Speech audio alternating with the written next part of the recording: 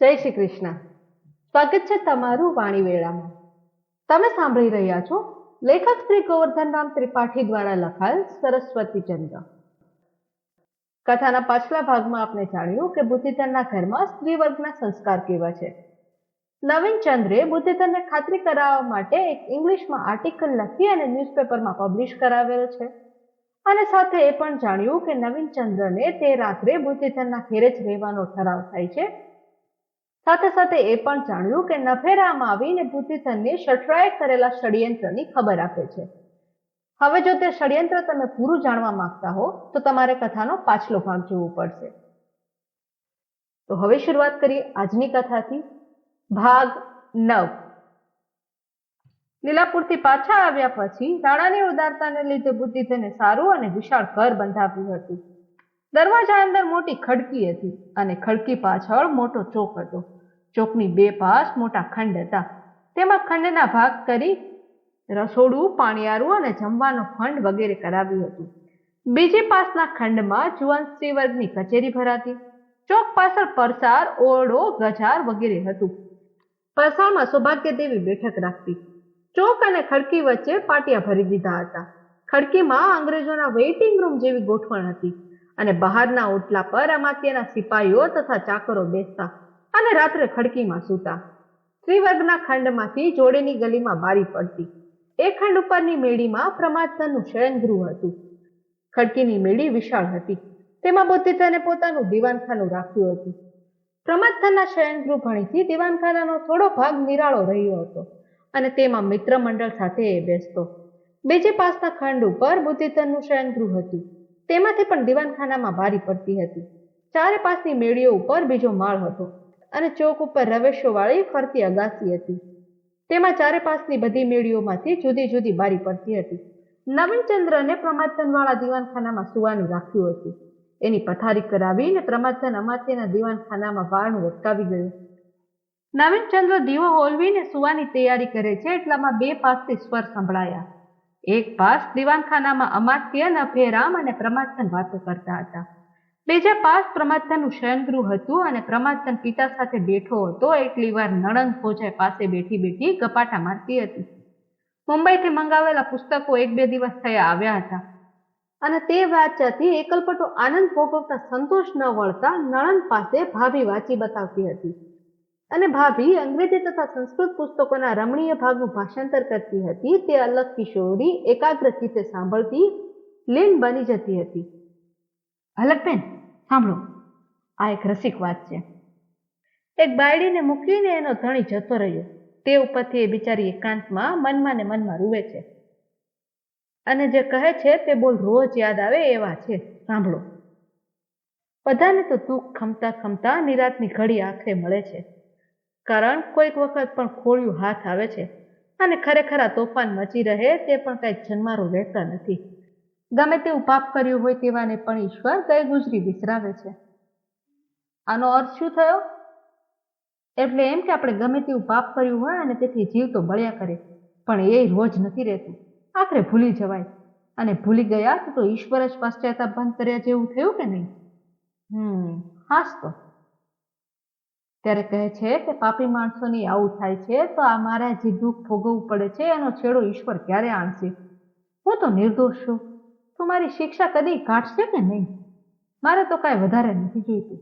માત્ર એટલું જ માગું છું કે અનિષ્ટમાં અનિષ્ટ મારું થવાનું હોય તો મને માલુમ પડે. પછી તો આટલેથી હદ.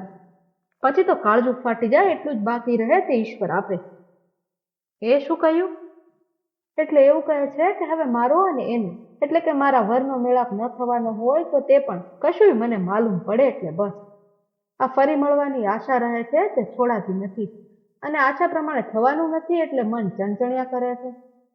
તેને ઠેકાણે એક વખત સાથે લગી જ આશા જતી રહે તો નિરાશ. તે કાળજું ફાટી જાય એટલું થયું. કુમુદસુંદરીને કાંઈ વિચાર થયો અને મનમાં નિશ્વાસ મૂક્યો. અલગ કિશોરી બોલી, ઠીક, આવું આવું સમજીએ છે તે કેવું લાગે નહીં? પણ તમે કાલે ગાતા હતા એ આનાથી સારું હતું. તો હું સમજુ છું તમે કહ્યું તો, પણ જરા ગાઓ ને. ભાભીએ ગાવા માંડી. તુરુતિશા વદનાંબુરુ હરિશ્રય સુતનું સત્ય મંગલ કારણયતે તદપિ સંપ્રતિ સન્હિતે માધવધિ નિધમ નિધમ ગલમ અશ્રુણઃ. આનો અર્થ છે, હે શોભન અંગવાળી, પતિ વિયોગને લીધે તારું મુખ કમળ રોજા જેવું થયું છે. એ જ તેની લક્ષ્મીને અલંકાર આપવા બસ છે. પણ આ વસંત માસ પાસે આવ્યો છે તેવે સમયે આંસુ પાડીને અમંગલ ન કરીશ. કહેવત જ જો હત કહ્યું, ભલે સાંભળે ખસી ઊભી પાસે. કહ્યું તોય કાનમાં આવી, લલિત તુજ મુખ પરશને આશે. થયું સુડવું અશક્ય એવું, પ્રિય એ કાજ આખશિદ કલ્પે. મુખ મુજ ये કહાવે આમ, વળી આતુર જોડી પદ જલ્પે.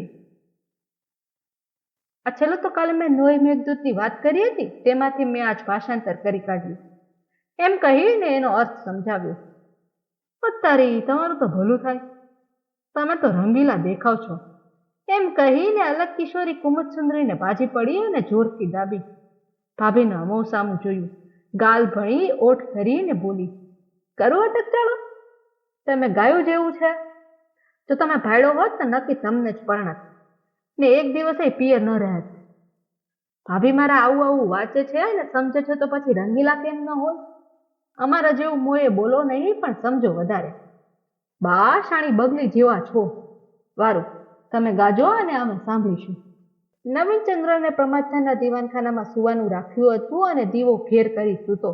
પણ એક પાસના દીવાનખાનામાં બુદ્ધિધન અને નભેરામની વાતો ઉઘાડા અંતઃકરણથી ચાલતી હતી, અને બીજા પાસની મેળીમાં નળન ભોજાઈ ધીમે ધીમે પણ તેમની જોડેની મેળીમાં સંભળાય એમ વાતો કરતા હતા. અને બેમાંથી એકેય પાસાના માણસોને નવીનચંદ્ર ધ્યાનમાં ન રહ્યાથી એ ધ્યાન રાખીને સાંભળે તો પણ ન સાંભળાય એટલું ધીમે બોલવાનું કોઈને ન સૂઝ્યું હતું. બાણામાં તે કંઈક નજરે પડે એમ ન હતું, પણ કાનનો પૂરો ઉપયોગ થાય એવું હતું. અને નભેરામ સિવાયના સર્વના સ્વર નવીનચંદ્રના કાનને પરિચિત હતા. બે પાસના આકર્ષણથી તેના કાન ઘડી ઘડી ચમકતા હતા. પથારીમાંથી ઉઠીને ઘડીકમાં આ બારી આગળ જાય અને ઘડીકમાં પેલી બારી આગળ જાય અને બારણા સરતા કાન માંડે. સાંભળેલી વાતો કોઈને કહી દેવા અથવા તેનો ખોટો ઉપયોગ કરવાનો હેતુ ન હતો, પરંતુ માત્ર કુતૂહલને લીધે આ છાની વાતો સાંભળવી એ ક્રિયા તેને નિર્દોષ લાગી. નળન ભોજાઈની વાતો સાંભળી તે ખુશ થતો અને વિનોદ પામતો. અમાત્યની વાતો સાંભળી તે અદ્ભુત આશ્ચર્યમાં પડતો અને ચમકતો હતો. કુમુદસુંદરની કવિતાથી, રાગથી અને તેના બોલે બોલમાં સ્ફુરી આવતી મનોવૃત્તિથી અને બીજા કંઈ પણ અકથ્ય હેતુથી નવીનચંદ્રનું અંતઃકરણ દ્રવતું હતું.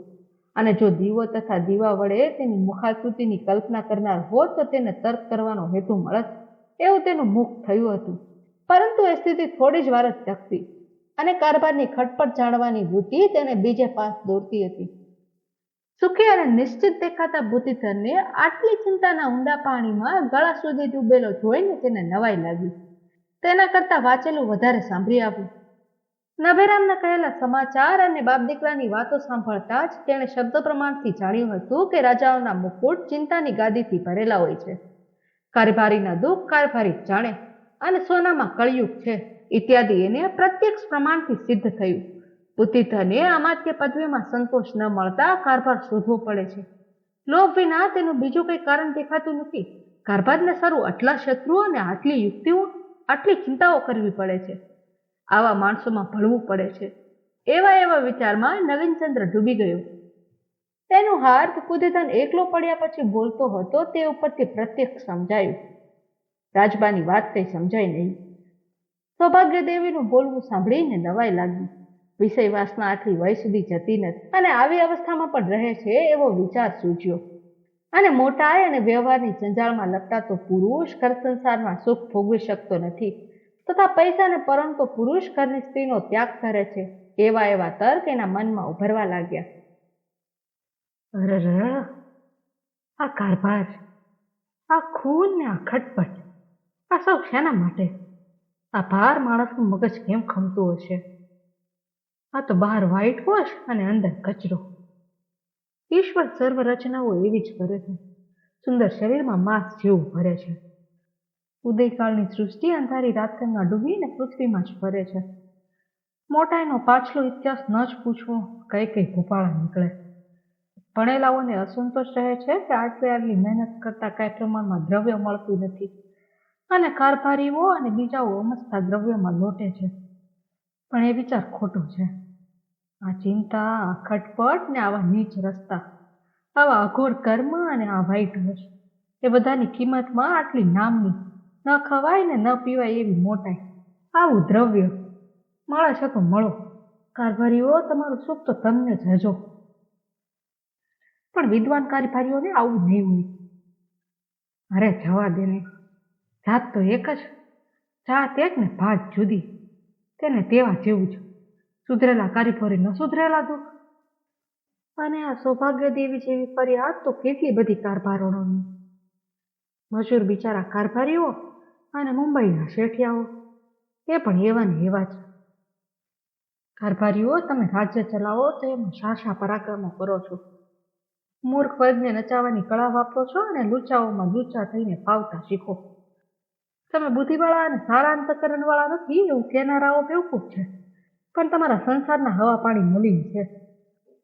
અને તેનો મેલ તમારા અંતકરણને અને બુદ્ધિને કેમ નહીં લાગતો હોય એ તો ઈશ્વર જાણે. એ મેલનો પેટ પણ ભણેલાઓને કેટલો ચોટતો હશે. હું એવા અનુભવમાં બાળક છું, અને આ જોયેલું તે પણ અનુભવ માળાનો પ્રથમ પાઠ જ છે. ઈશ્વર જાણે પાછળથી શાસા નાટકો જોવાના હશે. પણ કુમુદ સુંદરી, ગમે તે હોય, પણ એ તો ખરું કે તારું દર્શન આ દેશમાં ન જોઈએ. કમળ, તું તો સરોવરમાં જ હોઈએ. વિદ્યા ચતુરની બાળકી, તું કોણ? આ માણસો કોણ?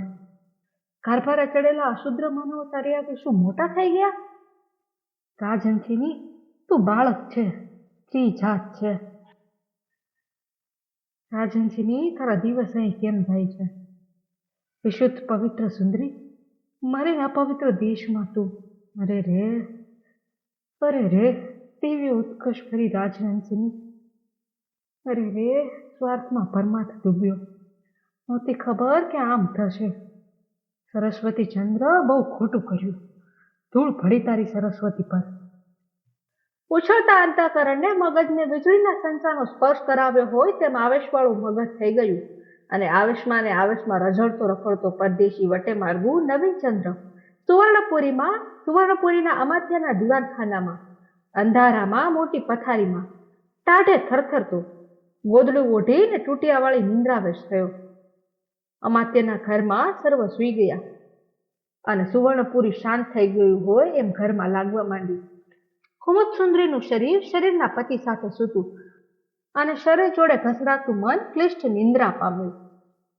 અલગ કિશોરી પરસાળીની મેળીના બારણાવાસી પથારીમાં ચત્તી પાઠ પડી, પગથી માથા સુધી ઉઠીને ઘોરણ બોલાવા લાગી. અને સ્વપ્નમાં તું આજ કેમ ત્યાં સૂતી હતી?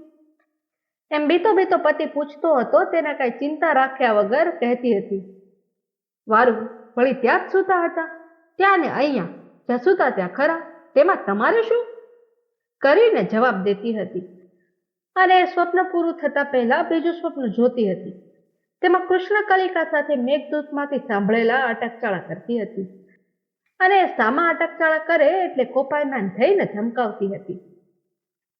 અમાત્યના ઘરમાં કલાકેક સુધી આ શાંતિ ટકી. એના ઘરમાંથી જોડે ગલીમાં બારી પડતી હતી, ત્યાં આગળ રાતના 8-10 વાગ્યાથી 2-4 માણસો ફર્યા કરતા હતા. તેમાં સૌથી અગ્રેસર જમાલખાન હતો. અલગ કિશોરીને કૃષ્ણ કલિકાએ બીતા બીતા શિખામણ દીધી હતી, પણ તે શિખામણનો તે અમાત્ય કુમારીએ અભિમાનમાં તિરસ્કાર કર્યો હતો. નાની બાબતમાંથી મોટું પરિણામ થાય તેની આ બાળકીને ખબર ન હતી. ખલકનંદાને તથા રૂપાળીને તેના યારોની સાથે ચાલતા જોઈ એણે મોં મરડ્યું હતું, અને શા વાસ્તે મોં મરડ્યું હતું તેનો ખુલાસો પણ 2-4 બૈરાઓ વચ્ચે કરી ચૂકી હતી. હાલ અલગ કિશોરી આ વાત સમૂળથી ભૂલી ગઈ હતી, પણ ખલકનંદા વિસરી ન હતી. એ પણ કારભારીની દીકરી હતી, અને સૌભાગ્ય દેવીથી વયમાં જાજી નાની ન હતી, એટલે આ નાની છોકરી તેને ફાટી ગયેલી લાગી. બૈરાએ તેને મોંએ કહ્યું કે માએ દીકરીને શીખવ્યું, અને તેથી એણે મોં મરડ્યું. ખલકનંદાને મોંએ કોઈ એની વાત કરી શકતું ન હતું, પણ એક જણીએ કહ્યું કે અલગ કિશોરી તારી આવી આવી વાતો કરે છે. અમાત્યને કારભાર મળવાનો છે એવી ફુલાશના વચન પણ કિશોરીના મોંમાંથી નીકળી જતા, અને કારભારી તથા અમાત્યનું એકબીજા સાથેનું વેર તેમના બૈરા છોકરામાં પણ આવ્યું હતું. સૌભાગ્ય દેવી પવિત્ર હતી તેમ તેનો પટ તેની પુત્રીમાં પણ હતો. પરંતુ ફેર એ હતો કે અલગ કિશોરીને પવિત્રતાનું ગુમાન હતું અને કારભારીના અપવિત્ર બૈરા ઉપર દેખીતો તિરસ્કાર પણ આમ ઘણીવાર કરતી. વરને દાબમાં રાખતી તેમ બીજા કોઈ પુરુષને પણ લેખામાં ન ગણતી હતી.